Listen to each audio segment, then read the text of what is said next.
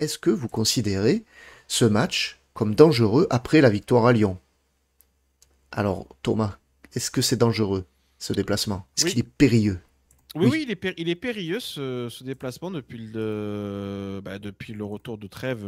Je pense que c'est le match le plus compliqué parce que, alors bon, le scénario contre Lyon en rajoute encore davantage, c'est-à-dire que vraiment, c'est le match après l'exploit, on va dire ça.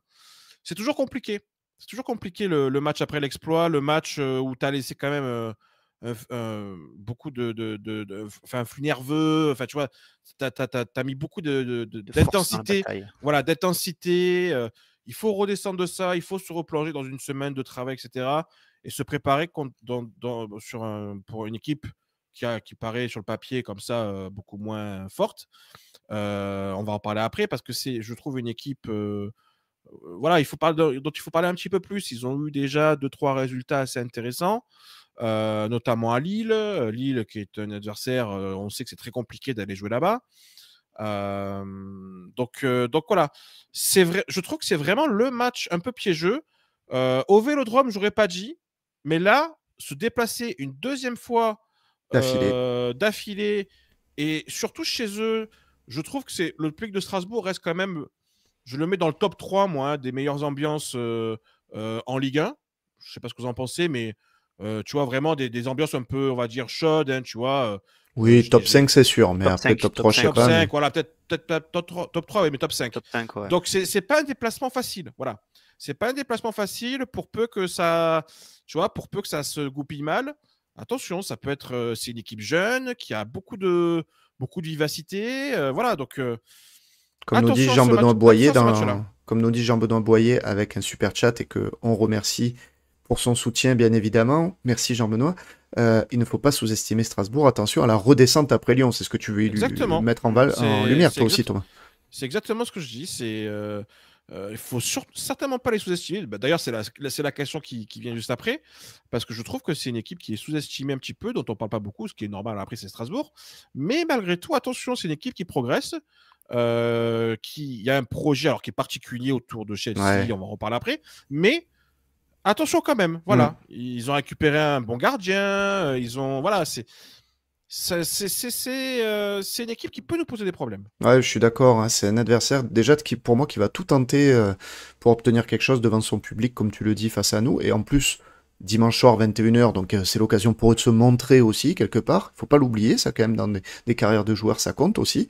Euh, Ça reste un déplacement délicat chaque année, Strasbourg, hein. C'est compliqué d'aller gagner là-bas, tu l'as dit.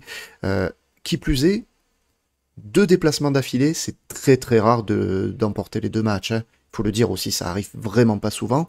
Euh, Ce qui me fait dire quand même que on a quand même des points positifs, mais on va y revenir après, c'est que quand même on a eu une belle semaine de plus pour travailler, on est porté moralement par cette victoire magnifique à Lyon, un groupe qui revient petit à petit au complet, même s'il va nous manquer du monde, il va nous manquer Merlin, il va nous manquer Balerdi, voilà. Mais voilà, ça reste un déplacement périlleux, à aborder avec sérieux. Après, je pense que quand même l'OM a les armes pour s'imposer là-bas, hein, donc, de toute façon, si tu veux jouer le titre, Thomas, on n'a pas le choix. Donc, Non, non, mais bien sûr. Après, si on, voilà, bah oui, je l'attends venir, ça là. Non, je mais vais te oui, mais l'envoyer tout le temps. non, mais voilà, non, mais je Jusqu'à comprends. ce Non, mais jusqu'à ce qu'on soit champion. C'est ça.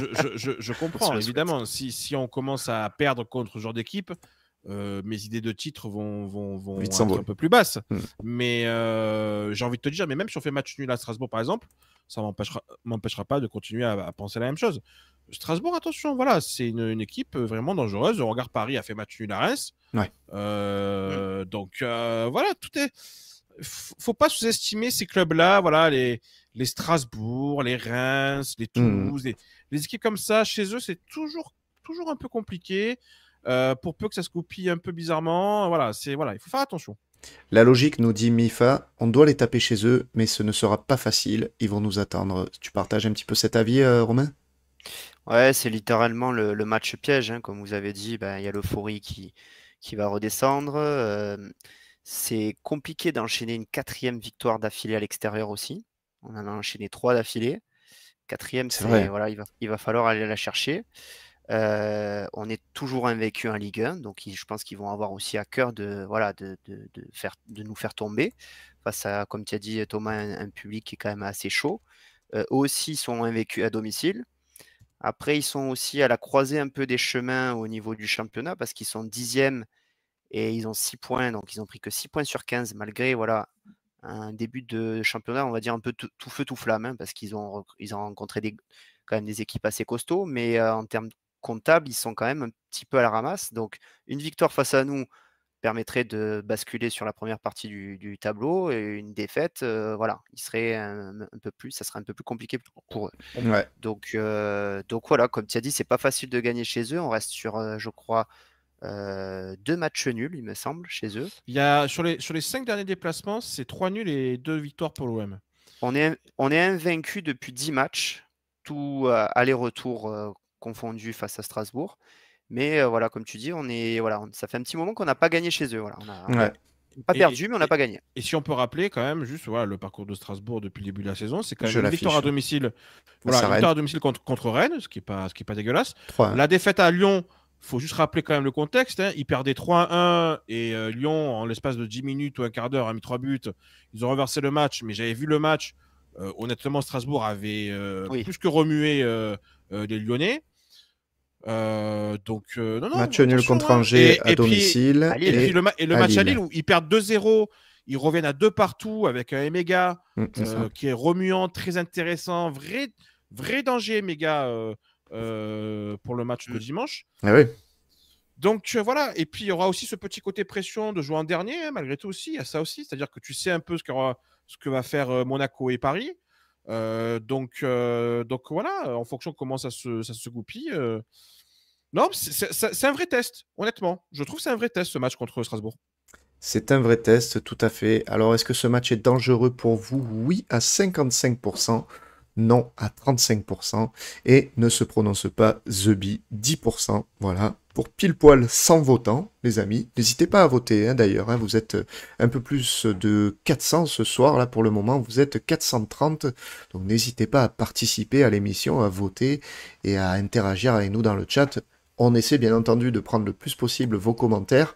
Est-ce que, tu le disais juste à l'instant, Thomas, on les sous-estime pas un peu quand même, ce club de Strasbourg en Ligue 1? Alors, je trouve quand même un petit peu, parce que c'est une équipe qui a en fait aujourd'hui un projet un petit peu, clairement, c'est l'équipe B voire l'équipe C de Chelsea. Mais malgré tout, il y a des joueurs plutôt intéressants. Déjà, ils ont récupéré le gardien de Chelsea en prêt, Petrovic, qui était bon, il a 24 ans, donc c'est pas un espoir, mais en tout cas, c'est un vrai gardien plutôt intéressant. Le plus âgé de l'effectif, je crois. Hein. J'ai l'effectif sous les yeux. Ouais, c'est quasi le plus âgé. Alors, ils ont le gardien remplaçant qui avait 34 ans et qui est un peu le tonton, on va dire. Mais voilà, même leur entraîneur, Rosenior, il a 40 ans, tu vois. C'est pas non plus c'est une équipe jeune. Entraîneur hyper vieux. Mais tu vois, la moyenne d'âge devant, les milieux de terrain, c'est 18 ans, 21 ans, 22 ans. Je crois que c'est 22 ans la moyenne d'âge. Ils ont notamment le petit Nanassi qui est très, très intéressant.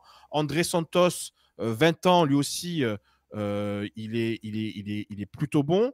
Il fait en tout cas un excellent début de saison. Et puis j'en parlais avec Emega, qui a déjà marqué 3 buts et fait une passe D depuis le début de la saison en 5 matchs, donc c'est plutôt pas mal. Que je trouve plutôt très très bon, mais notamment à Lille où il a fait un but et une passe D. Il a marqué contre Lyon, il a marqué contre Rennes. Donc, il répond dans les gros matchs. Voilà. Donc, c'est une équipe dont il va falloir se méfier. Et je trouve qu'elle est un petit peu sous-estimée. On n'en parle pas trop. Mais voilà, c'est vraiment une équipe très très jeune. Hein. Alors après, un groupe très très jeune, ça a ses qualités, ses défauts. C'est vrai que moi, il m'étonne, par exemple, mentalement, tu vois. Je trouve que leur match à Lille est très révélateur.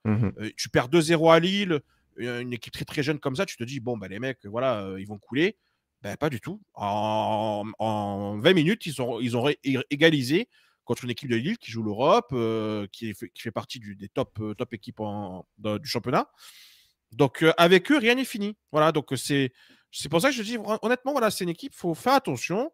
Mentalement, ils ont l'air d'être plutôt sereins.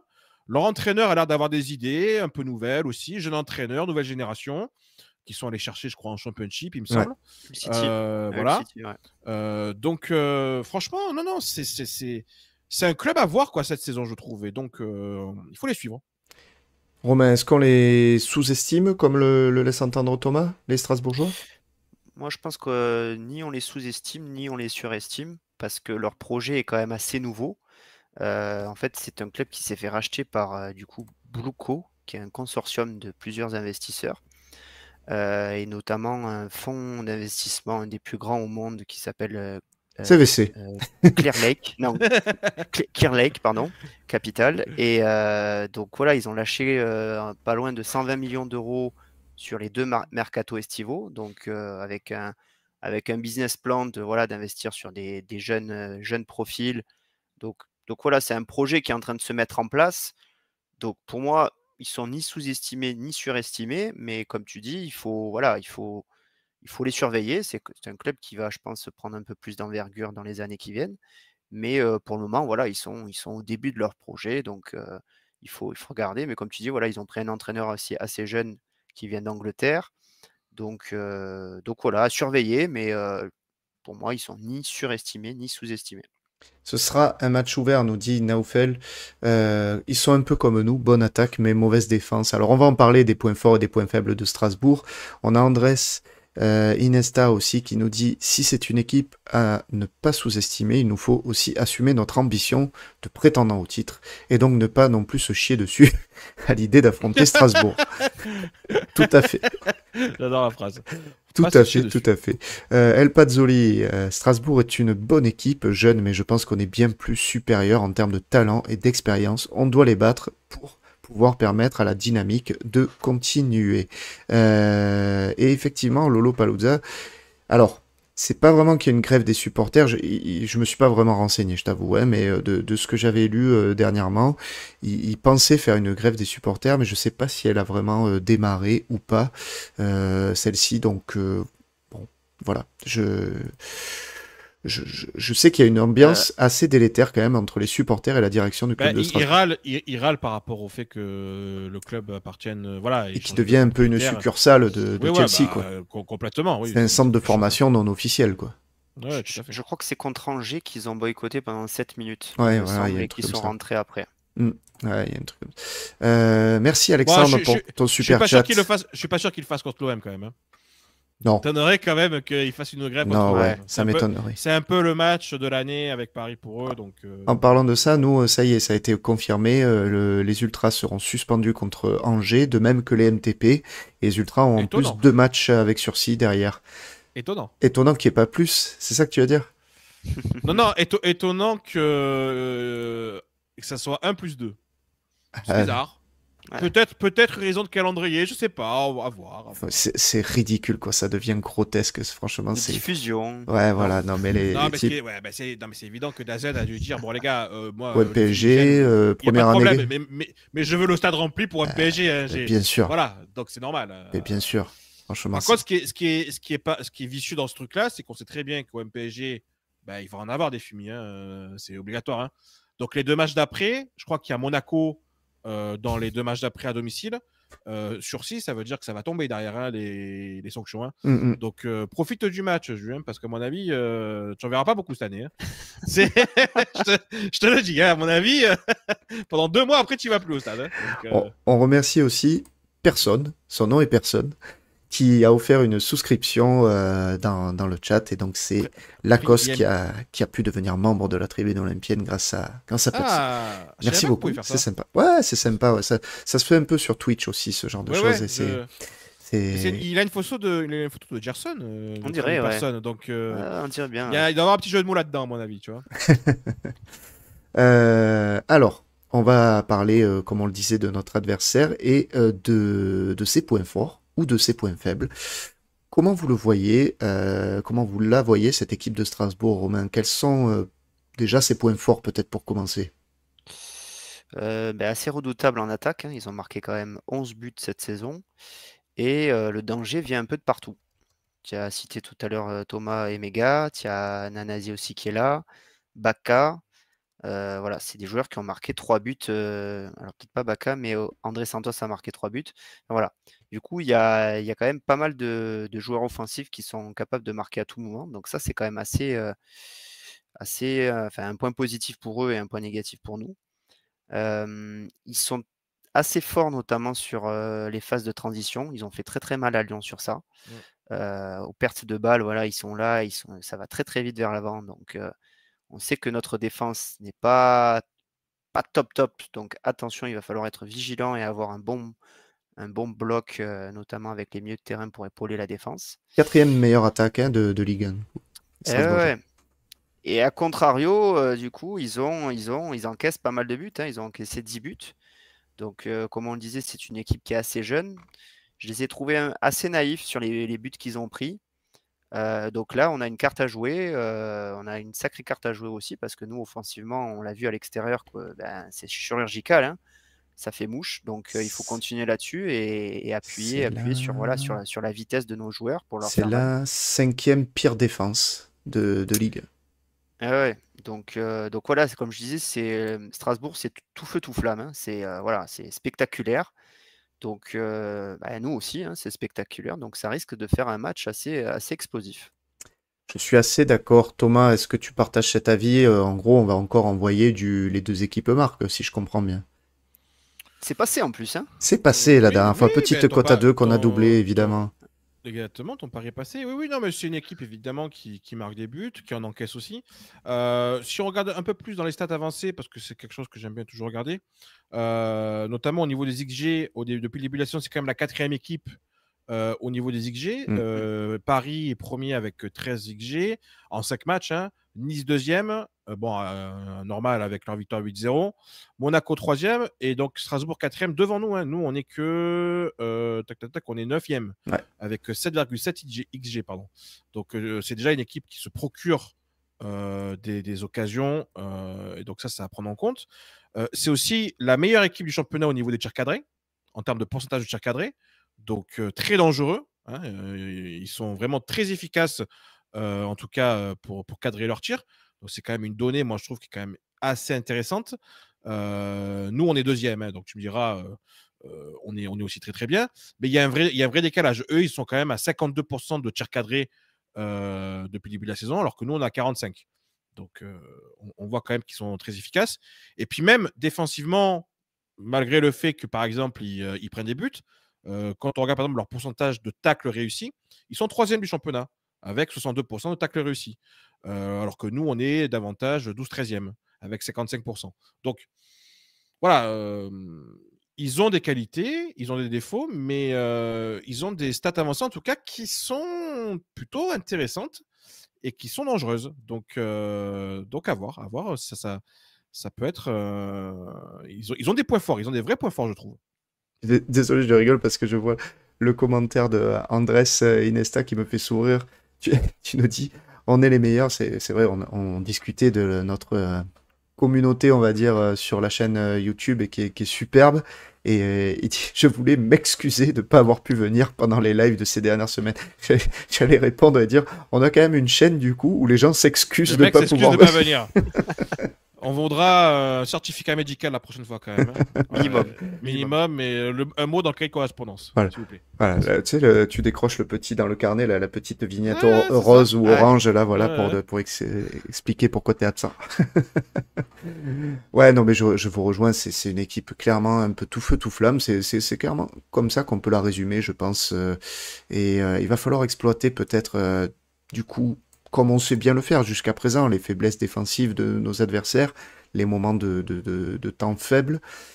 Par contre, selon le scénario, en fait, voilà, moi, c'est ça que je crains, entre guillemets, avec Strasbourg, c'est la possibilité d'avoir un scénario complètement fou et du coup, un match qui bascule tellement dans l'irrationnel qui, forcément, il peut t'échapper. Alors, ça t'a souri face à Lyon.